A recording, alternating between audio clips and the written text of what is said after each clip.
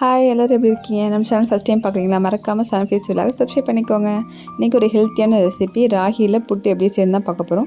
அதுக்கு ராகி மாவு எடுத்துக்கோங்க. நான் ஆல்ரெடி ராகி மாவு இதெல்லாம் வீட்டிலே அரைச்சி வச்சுருக்கேன்.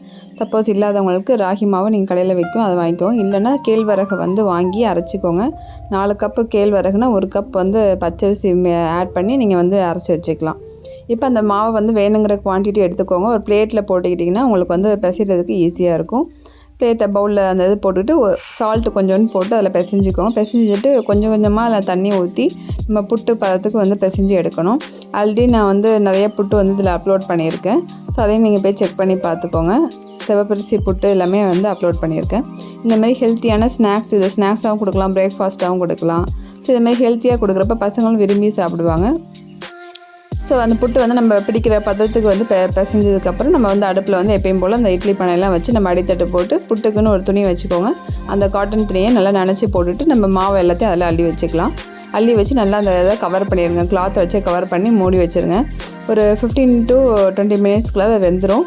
அடுப்பை ஃபஸ்ட்டு ஃபுல்லாக வச்சுக்கோங்க. ஆவி வந்ததுக்கப்புறம் நல்லா சிம்மில் வச்சுருங்க. அந்த ஆவிலே நல்லா வேகும்.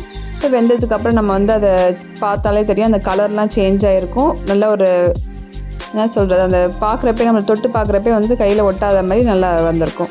ஒரு நைஃப் வச்சு செக் பண்ணி பார்த்துக்கோங்க. அதுக்கு தேவையான புட்டுக்கு நம்ம மிக்ஸ் பண்ணுறதுக்கு தேவையான தேங்காய், சர்க்கரை இல்லைன்னா ஜீனி எதுனாலும் போட்டுக்கலாம்.